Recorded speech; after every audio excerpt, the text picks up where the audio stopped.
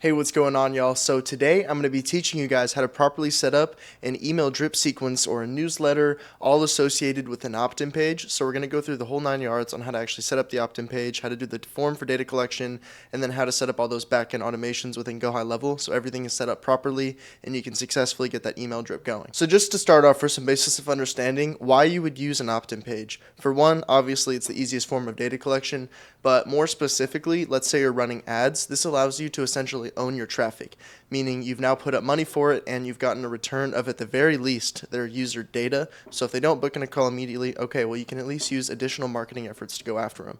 So today I'll show you how to set up like the newsletter type of thing or an email drip sequence, but you could also set up other marketing efforts as well. For instance, an SMS drip sequence, or if you have an appointment setter, or if you're like me and use AI appointment setters, then you can send them to go after and prospect for that lead and try to book them onto a sales call for you. But basically, I want to show you guys a few examples of what I mean by opt-in page. So this is essentially the landing page that you're going to funnel ad traffic to. This may not necessarily apply to emails just because we already have their emails, but what you could even do is do an opt-in page, data collect their phone number because you already have the email, you don't have their phone number yet, and then you could start texting them now that they've opted in. Especially if you're in the US, you have to get consent before you can actually do SMS marketing efforts, so an opt-in counts as consent, and then you can start texting leads that way. But what you're looking at here is just essentially a little bit about an offer. Let us help build an AI sales system, fills your calendar, and when they click the Learn More button, we'll ask them for their name, email, and phone number, and upon submit, then we can actually initiate the trigger for our opt-in sequence, and then after they opt in, then we'll just send them over a VSL, some testimonials, things like that. So what you're looking at now is my previous funnel and what I used to be running, and then this is a look into my new funnel. So I'm going to show you guys how to build it on GoHighLevel, but if you're using a third-party platform as well, in order to use your funnel, good news, you can still assimilate this over back to GoHighLevel to set the trigger anyway. For instance, this is a perspective funnel. I found them to be very interactive and honestly just kind of a little more visually aesthetic, I suppose, as far as the things you can get done, the animations you can do, the icons, blah, blah, blah. But even on the perspective funnel, we can shoot over that information back to GoHighLevel and initiate it that way. So we're looking at here is my current offer. I'll get you 30 booked sales calls in the next 45 days of working with me, or we work for free. And the whole point is to incentivize leads to actually click and opt in.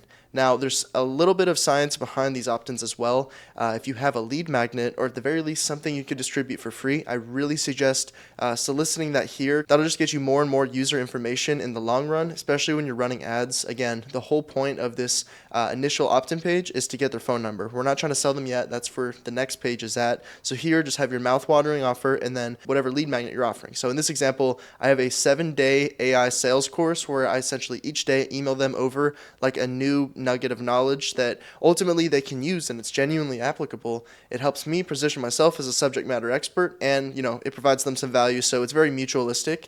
And then if you scroll down here, like bonus, I'm kind of packaging it as a gift, and then if and when they do click on it, I send that over, but then I also continue through the sales process, just try to see if I can book a call with them. And everything I just went over is like high ticket sales 101 as far as getting leads onto an actual booked call. So for the sake of what we're going to do today, we'll go ahead and build out a new funnel. I'm going to steal one of my old ones, and so we'll do YouTube. I'm going to duplicate one of my old ones just to have a basis to go off of, but I really just wanted to show you guys also how to build out the form, because that's going to be crucial in setting this up. So I'll put opt-in page, create funnel step, and then this is also just to show you guys how to duplicate one if you do already have something set up. I highly recommend, if you've already got a website built within GoHighLevel, you can easily repurpose that into a funnel. All you have to do, let's say you have a website, click website, then choose the website you want to use. In this case, I'm going to be duping a funnel that I previously used. Funnel step, we're going to dupe the opt-in. Alright, so that's created, and then I'm also going to go ahead and dupe the VSL page after, just to make sure we're set up. And the reason I'm doing this is to show you guys how to route it, so after the form is actually submitted, it pushes them over to the next step in the sales cycle. It's going to be up to you to actually set up your copy. Of course, you're going to know best, but you can take some inspiration from this. I also recommend embedding an actual picture here, kind of like I have here. So either do like a 1-minute quick video, like in this instance, I'm showing a 1-minute video of what they get if they're going to give me the information, but you could also do a still frame thumbnail, and then if they click on the actual thumbnail, it'll just open the pop-up to get moved to the VSL page. Okay, cool. So now that we have our opt-in set up, I'm quickly just going to go into edit and show you guys how it's currently preset. And I'm going to go ahead and remove the form, and then we're going to build it from scratch. So right now how it's set up, if you click on the button, then what it's going to do, if you scroll down, it's going to open the pop-up, right? And so the pop-up setting is going to be up here. So if you click on the pop-up setting, as you can see, this is what comes up. So if you click on that, so what we've done is created a form over in settings, so we're going to go through that today. And then we added that form here, and so that's the pop-up, right? And to show you guys how to set up a button also, so I just clicked the plus sign, and then you simply just go to buttons. So it's automatically already set to open pop-up, but you can set it to so many different things. For this example, we're going to do pop-up and just have the form appear. Okay, so let's start by building the form. So staying within sites, we're going to go over to forms, and then we're just going to build one from scratch. So you could also do a template if you want something pretty. In fact, let me show you guys kind of what some of these templates look like. It's honestly nice if you're not very creative or not very aesthetic at building these things out. I've got a funnel builder that helps me out, and he works directly on my team, so he's been, a huge assistance in kind of picking up where I'm lacking as far as artistic ability is concerned. So shout out to my boy Reed. But aside from that, you could even do one of these sample funnels. In fact, sure, why don't we go ahead and back out of this though, and let's just build one from scratch. Okay, so when you build one from scratch, this is automatically what comes up. Especially if you're going to be using this as an opt-in, it's important that you have compliance, like checkboxes set up. But another thing you can do is, so there's a terms and policy that automatically gets listed. If you don't have a terms and policy, I recommend that you go ahead and build a page for it. It's extremely easy. In fact, I'll go ahead and show you guys my terms and services just so you can get an idea of what I'm talking about. But the reason you would do this is the benefit of doing this is so you don't have to have these like massive like paragraphs of unattractive words, making it seem like you're really going to hound them and they're going to be like, oh shit, I don't want to put in my information anymore. So what you could also do is like I've read privacy policy in terms of service and understand like what I'm getting myself into basically. And then within the privacy policy in terms of service, you just explain that you're going to be using SMS marketing efforts, especially if you're in the US and you're trying to get verified for compliance. This is going to be huge. One of the biggest issues that clients face when they first come to me, they're like, yeah, I tried to get verified in the past. It just wasn't working. And it's usually something like they don't have the opt-in set up right for compliance. And there's also so many different GoHighLevel forms you can specifically download that has set compliance. So also keep that in mind. That's another useful trick you can use if you don't want to sit there and build yours. So I'm just going to go ahead and assume that I've already set mine out. So we are going to make this a lot more attractive and just be like, have. Okay, so for this example, you can just make it like I've read terms and services and privacy policy and agree to receive messages from scale agents or whatever your company name is. Definitely make it required so they have to click it. And then this will now act as your consent field that kind of gets you in the shoe in the door to start your marketing efforts. And then yeah, so this is already set up and mapped. Mind you, if you are going to add new fields, you want to make sure that they're mapped in the back end. So what you don't want to do is sit here and click single line or multi-line and add something in, because then it makes it harder to track as far as when you're doing automations. So if you want to set up a custom question, what you're going to want to do is set up a custom field. Now, if you're unfamiliar with custom fields, let me just go back and show you guys what exactly that is. Okay, so back within your sub account, you're just going to click settings at the bottom. You're going to scroll down and there's custom values and custom fields. Custom values is going to be universal, so you set one value and it applies to every single contact. And then custom fields is going to be separate to each individual contact. Why that's important is that, and why we're going to use custom fields, is that for any contact that gives us their information, specifically for whatever the question is asking, it's going to attribute that only to that one contact. So if you're asking personal details or like what's your business revenue, describe your business, it's going to now add that as a field tied to that contact. So how you would do that, you just click add field. Or if you're wanting to do like a list of questions or you want to have a drop down, you could literally build out a drop down and have multiple different options. Or if you want them to be able to select radio buttons, so there's multiple choice and they need to click one of them, you can do that as well. You can also do check boxes so they can click multiple radio boxes. So let's say you're like, which one applies to you? Like struggle getting leads, struggle running ads, struggle doing this and that, and then they could click all of them, they could click one of them. And if you just have like a general question, like describe your business, you would use multi-line. So we put like describe your business model. And then group, if you have a group set up, I'm going to use contact and then leave object as contact and click save. And that's literally all there is to it as far as setting up your custom field. So going back over to the form, just click on custom fields now. You may have to refresh the page if you have a stale page open, just to make sure it loaded in there. And then we just attribute it to contact if you remember, so go ahead and click contact, do the drop down, and now we're just going to look for that describe. Here's the newest one, describe your business model. And it's as simple as pulling that over, and it adds that as a field. And why you would do this, and I'll show you in a second when I actually click through the form myself. Now when we go into our contact details, we can see exactly what the contact entered for this. And then let's say they book a call as well. I love doing this. I'll send myself or one of my team members an internal text and be like, hey, this person booked in. And then I'll have like a custom variable set up. So like this person booked in, here's their name, here's their phone number for outreach, and then here's a little bit about their business model. And then within the text, it shows exactly what they put in so that everyone on the team is in the loop. This is also huge for clients that I work with which have like bigger sales teams that are doing closing, in which I'm doing the appointment setting side of things, and they've got remote closers actually hopping on the virtual sales calls. Okay, cool. So for this example, it already automatically has name, email, phone number. That's pretty basic. I also recommend doing it in phone number order first, just because phone number is typically a little higher of an ask, but honestly, from a marketing standpoint, if we can snag your phone number, that's going to be huge. I'm going to go ahead and rename this. And then if you do want to change the button, I highly recommend, obviously, that it's congruent with whatever your landing page is. So we'll just put it as like a blue for now, I suppose. And then you can even go through, of course, and change the name. So we'll just put a button testing so you guys know it's testing. But this is really just to show you. And then click save. And then another thing, just to be safe, if you already have this form set up and you're trying to edit it at a later date, go ahead and click integrate as well, and then click done. I don't know why, but I've just found that this makes sure that it specifically updates on any form where it's specifically already integrated on. Okay, perfect. So now that we have that new form set up, we're going to go ahead and click funnels, and we're going to go back to our example funnel that we have. Now again, assuming you've got all your copy already written, and then all we have to do is put in the form to actually get the opt-in data collection set up. Again, you're going to click on pop-up settings, and even before that, let's backtrack. So let's assume that you don't have a button yet. I'll delete this just so we're all on the same page. Click the plus button, and then you're going to add a button, and then let's go ahead and change the color just so it's not hideous, and then name it whatever, something insightful, learn more, or like get free value or email gift. I don't know, you can name it whatever, just make it something that's really incentivizing for them to click and actually put forth their information. And then we're going to do open pop-up. Okay, so what I had built out here previously was a survey, although what we're going to set up today is a form. They're synonymous. Survey is if you have like just a lot more questions, but honestly, it's the same difference. So what we're going to go ahead and do is trash this. So when you guys have your pop-up settings, it should just look like this, just something completely naked in which you click add element. And then within the element, we'll just type in form, click form, and then we're going to choose our form. So I just named it YouTube example. Give it a second and then it'll populate.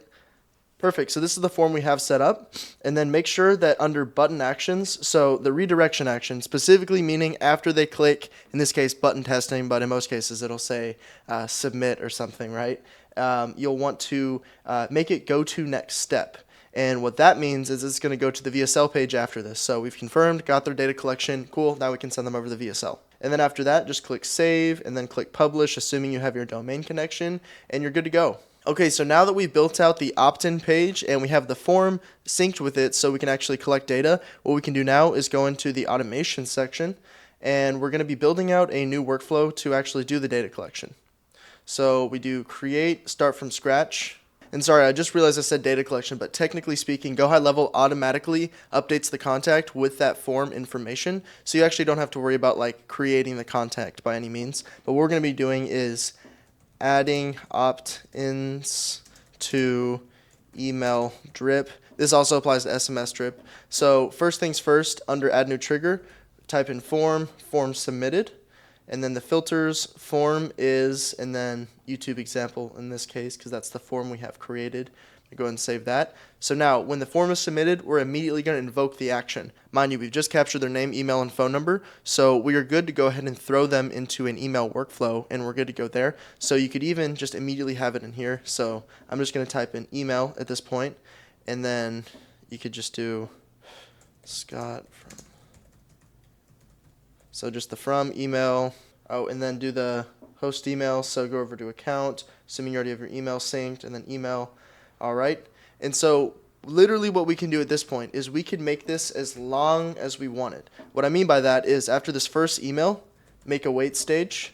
Let's say we want this one to be 1 day. If you've seen any of my videos before, I never set perfect numbers because then it's just going to hit every single 24 hours on the minute, and it's so obvious it's an automation, especially if you're trying to write these out like it's coming from you. You want them to be a little more off, so to speak. Like you could do 1333, and this is going to be like, 23 hours, or you could do something like that, and then that's 3 minutes over 24 hours, but always do an odd number for that last minute, and that just guarantees it's always going to be kind of a wonky time. And then assuming you're maintaining the same name in the, obviously you're going to change the subject title, but and also the same email. Kind of a fast way to go about building a drip is going to be doing this. So do copy all actions from here, and you've now made the second section below, and then you can just change out email name. This will stay the same, this will stay the same.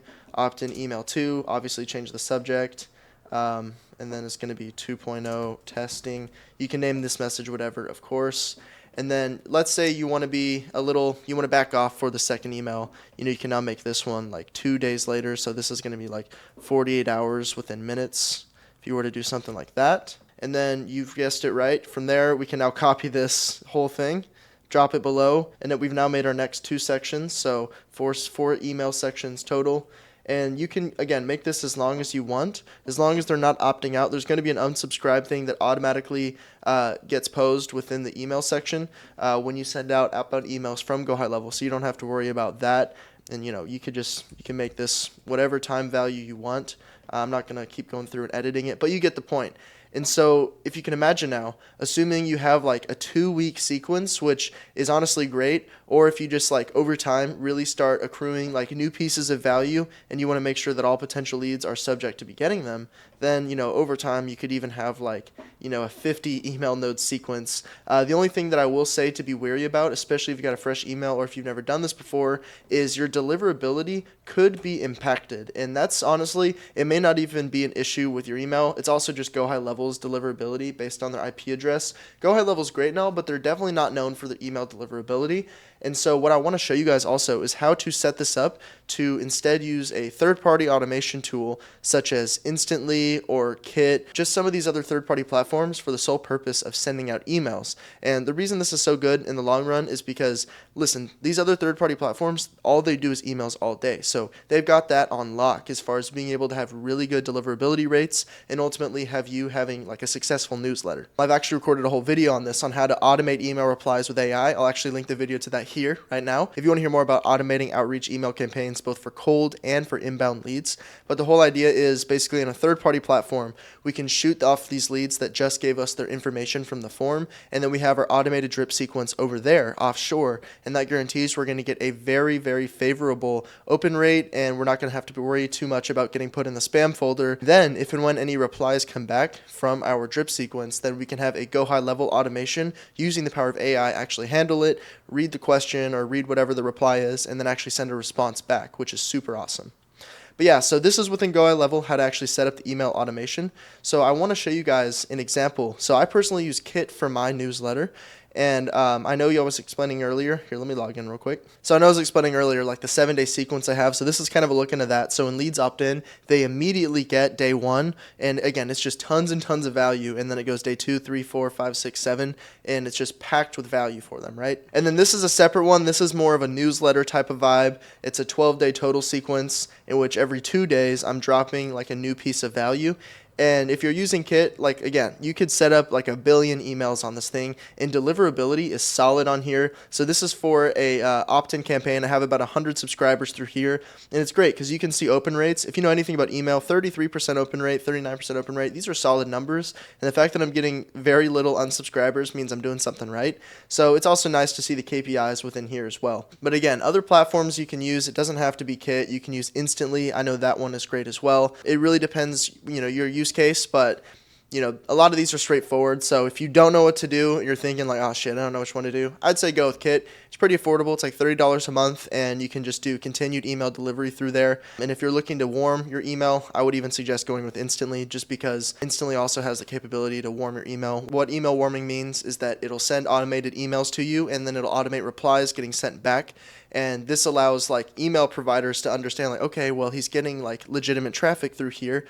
although it is like automated, but he's getting traffic through here. He's getting emails. He's replying to them. So this is a reputable email, so that when you do actually start your email campaigns and sending emails out to leads, you're not going to have an issue with landing in the spam folder or having a washed email because you actually did the due diligence to set your email up properly. Okay, cool. So yeah, now I wanted to run through an example of how to go about automating it. Let's say you don't want to do a GoHighLevel sequence and instead you want to automate it by actually sending it over to a third-party platform. Let's go through that now. Okay, so I just named this send opt-ins to offshore email newsletter. So form, just like we did before. Form is YouTube example in this case.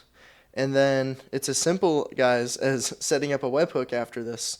And we'll just put a placeholder until we make it. For now, placeholder.com.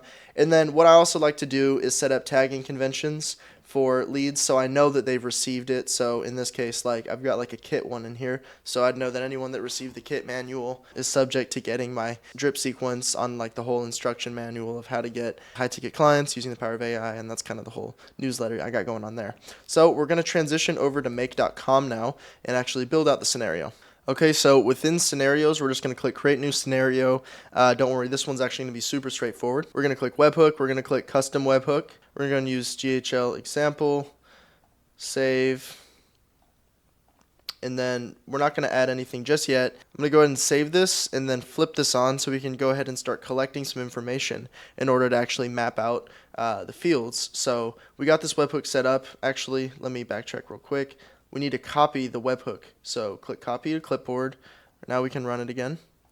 So back over here under where I put placeholder.com, copy that webhook over, click save, publish that. So now, assuming that they've submitted the form, what's going to happen? It's going to automatically publish all that metadata as far as like the description they gave us, their email, phone number, name. We're only going to need specific fields. In this case, since we're setting it to a third-party platform, we're only going to need their name and email anyway, but it's going to send over all that nonetheless. So I've already got my contact in here, so I'm just going to shoot that out. So I'm just going to shoot this out. We're going to click run test, and it's listening right now on the other end. So we just received it, and the reason this is important is because we now have all the metadata in there to map out the fields over on your third-party platform. Now, if you go ahead and click plus, so there's so many different newsletters, things you can use. For instance, like there's Klaviyo. If you don't know about Klaviyo, that's a solid one for setting up newsletters and making them look pretty. There's Instantly. Like I love Make because they have automations for all of this. And then the example I'm going to go through is Kit, but it's really easy to set these up with any of these platforms. So if you go ahead and click on Kit, what we're going to do is add a subscriber to sequence. So here we go, we got that one. And like I just showed you guys earlier, I had that 12-day sequence, that 7-day sequence, that's what that means. So when you first hop into any of these, the first thing you obviously have to do is connect. Obviously, you're going to know how to do that. Just put in your credentials. It should give you a pop-up to the website just on the side. So add your credentials in there, and then it'll sync. And then from there, newsletters I was just showing you. So let's say I wanted to add people to my 12-day newsletter. And then this is why we had to map out a second ago all that metadata. For some reason it's not come through. No worries though. I'm going to go ahead and run an additional test, and then we should be able to pull it in. Unlink this. This happens sometimes, so at least I can show you guys how to troubleshoot. So we're going to run an additional test, shooting the same guy off, the same contact off, to simulate a form submission. So we've received that again. So let's go ahead and link it once more. Let's see if we got metadata in here now. Okay, perfect. So we're good to go. Sometimes that happens. It just is what it is. Okay, so now that we got that webhooked information, you can type in email. There's my email, so just click that. So this isn't hard-coded with my specific email. This is a universal thing, so any email that gets put through that form, it's going to map over to this now, which is going to be perfect. And then really for most of these platforms, you really only need name and email anyway, so first name, or you can do full name, whichever, or honestly, let's go ahead and do full name. Even though it says first name, it's just going to read it as full name. Actually, no, I'm second guessing myself. You need to do first name because a lot of these platforms will have like little custom values and it'll be like, hey, custom value Bob. So if you do a full name, it'll be like Bob Jenkins instead of just Bob, whatever. So just do first name and you're good to go. Go ahead and click save. So now next time I run this scenario, what it'll do is... we can go and test it. What it'll do is it'll push me over to Kit. Perfect. So now if I go back to Kit, so which one did I just push myself to? Let's see. To the 7-day course. Awesome. Okay, so I'm just zooming in because I don't want to show all my subscriber information, but there we go. There's my email that I just put in over into Kit from make.com here, and I'll scroll up so you can see that it's Kit. Sorry, I got to blur everything else, so just keep everyone's information private. But yeah, that's all there is to it, and so we've now successfully set up outbound webhook to send our information to a third party. And once again, I just shows Kit as an example, but you could easily do the same thing with Instantly, with Klaviyo, or you can look up what compatible websites make.com has, but for a lot of the renowned ones that are pretty well known, they'll have them. So that's the awesome thing about make.com, and it's crazy cheap to set this up. But yeah, guys, that's all for this video. Once again, if you want to see specifically how to set up an automated reply using AI, so I went over the newsletter section of everything today, but if you want to see how that really ties together with the power of automations and be able to actually take that newsletter, and then for any replies that come through, you have an AI that actually handles them, so it's completely hands-free. Literally all you have to do is now publish your ads. Any opt-ins that come in will automatically be pushed in the newsletter. Any replies you get will automatically be handled by AI. So at the end of the day, all you have to do is, post your organic content, run your ads, then actually hop on your sales calls, because your email marketing sequence is completely automated. And lastly, if you're a service-based agency and you're curious about how we're able to take you to the next level with scale and the power of automations, my team is currently guaranteeing 30 booked sales calls within the next 45 days of working with us, complete guarantee. And if we don't satisfy this threshold, we will keep working with you at no extra cost until we get you there. So if that sounds like something that would interest you, I'm going to go ahead and leave my booking link down below. Feel free to book in a call with me, and we can discuss strategy and how we can actually get you to that threshold and ideally scale you with the power of AI. And on that note, I'll see y'all in the next video.